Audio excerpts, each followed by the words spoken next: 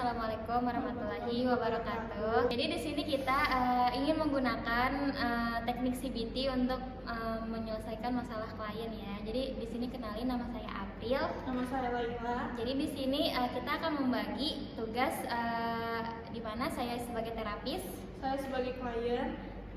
oh iya, halo Laila. Jadi gimana nih kabar kamu? Alhamdulillah baik. Kalau dilihat kamu kok kayak murung gitu, kenapa ya gitu? Sebenarnya saya punya masalah Kak, tapi saya nggak tahu mau cerita ke siapa. Ayo cerita sama aku aja, apa yang kamu rasain kira-kira. Kalau aku boleh tahu, anggap aja kayak teman sendiri, nggak apa-apa. Gimana ya Kak? Tapi jujur ya Kak, sebenarnya aku ngerasa kurang percaya diri karena aku punya masalah waktu itu karena pernah dibully sama teman sekolahku. Terus abis itu jadinya aku sampai sekarang kayak ngerasa trauma gitu ketemu orang baru. Oh iya paham sih. Tapi nggak perlu anggap aku jadi strangers ya buat kamu. Kayak anggap aja kayak kakak kamu sendiri lah gitu ibaratnya. Kalau boleh tahu kenapa emang kok bisa sampai dibully? Karena waktu itu aku nggak sengaja ngesenggol sesuatu dari miliknya dia gitu Kak. Terus habis itu malah fisik aku yang dikata-katain kayak aku jelek, aku gendut, segala macem. Dan satu orang yang kamu nggak sengaja senggol ini akhirnya kayak nyuruh teman-teman yang lain nggak buat kayak ikut ngebully kamu gitu, atau gimana? Awalnya sih dia doang Kak, tapi tiba-tiba aja teman-temannya juga ikut-ikutan. Karena kayak seakan-akan dia itu ngebela si anak ini. Iya. Karena kayak mau ikut-ikutan deh, ngata-ngatain kamu aja gitu. Iya. Terus kalau kayak pihak sekolah gitu, tahu nggak kalau misalnya anak-anaknya itu kayak gitu? Sebenarnya nggak ada yang tahu sih Kak soal ini, karena aku juga nggak tahu mau ngomongnya kayak gimana. Aku nggak berani ngomong sama kepala sekolah aku, ke guru BK aku. Oh gitu. Jadi kamu kayak ngerasa kalaupun kamu ngomong takutnya nggak didengar dan kamu pun takut disalahkan. Bener Kak.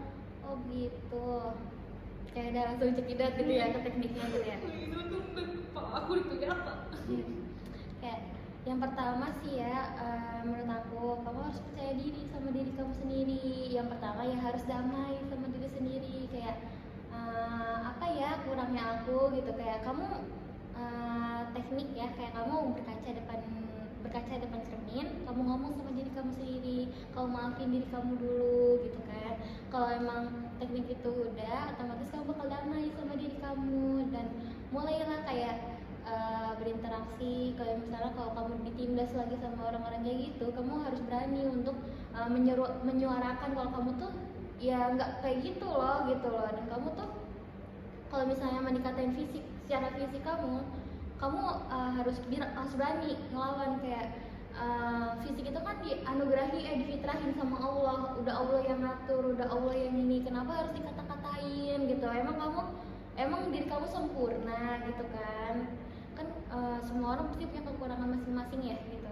Dan kamu harus punya yang pertama kepercayaan diri dulu, maafin dirinya dulu, damai sama diri sendiri dulu gitu kan. Terus selanjutnya kamu harus mulai menata yang udah jadi trauma kamu. Benahin, kamu kan trauma buat ketemu orang lain lagi ya.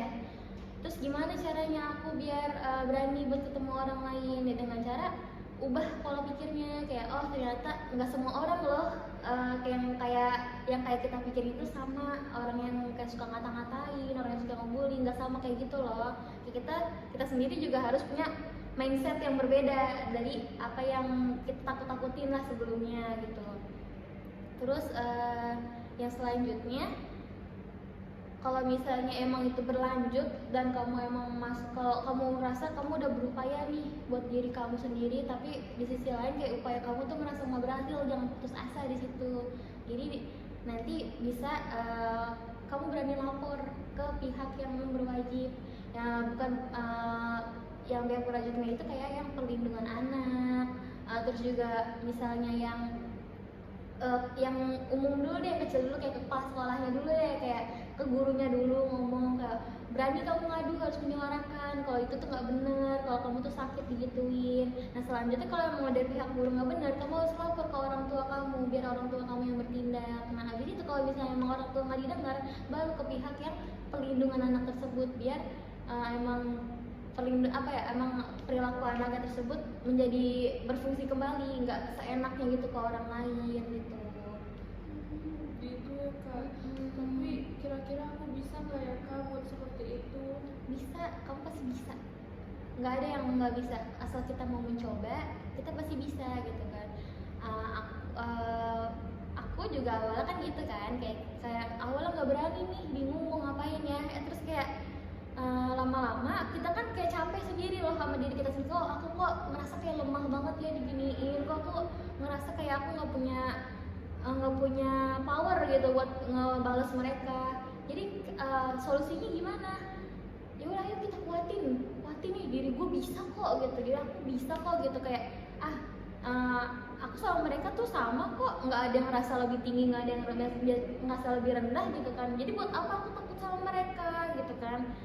Bisa jadi juga sebenarnya yang ada di diri kamu itu yang terpendam loh, ada bakat yang terpendam yang justru orang-orang lain itu nggak tahu, dan justru pas kamu tampil ke kelebihan kamu itu, orang-orang tersebut malah kayak yang iya ya, kenapa gua dulu ngata-ngatain dia ya gitu loh. Justru malah mereka sadar sendiri kalau kamu berani untuk menyuarakan itu.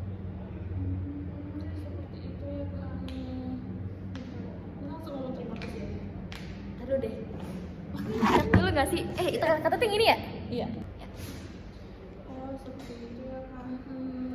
Aku juga harus bisa deh berubah dengan diri aku, biar aku bisa punya teman yang banyak, bisa kenal sama dengan orang yang banyak gitu. Apalagi kayak ini kan aku udah kuliah, harus punya teman yang banyak, relasi yang banyak juga.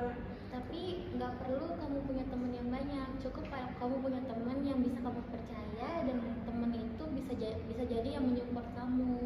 Jangan cuma kayak punya teman banyak tapi mereka justru malah jadi ancaman buat kamu, justru malah jadi kayak yang ngomongin kamu di belakang lah, terus ntar yang tiba-tiba membuat kamu sakit gitu. Jadi itulah pentingnya kita memilih-milih teman. Seperti itu ya kak. Oke kak, aku merasa masalahku sudah berkurang semenjak aku cerita sama kakak. Makasih ya kak udah ngasih saran. Iya, sama-sama gitu. Jadi gimana perasaannya, udah sedikit kayak berkurang apa masih enggak, cemasnya itu ada?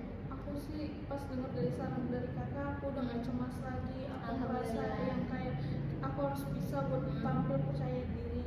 Jadi kamu ke depannya harus semangat ya, jangan pernah berpikiran untuk nyerah sama diri sendiri. Kamu harus semangat, masa depan kamu masih panjang, dan itu kamu kan masih tahap kuliah, nanti ada fase kerja, fase nikah dan sebagainya. Dan kalau misalnya nanti udah ke jenjang yang lebih lanjut, otomatis masalah kamu akan makin banyak, dan diri kamu juga harus tambah dikuatin lagi. Jangan gampang kayak kemakan perspektif orang lain, kayak gampang terpengaruh, ke distract sama pikiran-pikiran negatif gitu. Kamu harus berpikiran positif terus lah buat ke diri kamu ke depannya. Baik kak, makasih ya kak. Iya, sama-sama. Oke guys, jadi gimana nih dari penampilan video kami? Apakah menginspirasi para penonton? Mohon maaf untuk kekurangannya bila ada salah-salah kata maupun perbuatan. Semoga video ini menginspirasi dan bisa menjadi pembelajaran untuk diri sendiri juga dan orang lain. Kurang lebihnya mohon maaf. Assalamualaikum warahmatullahi wabarakatuh.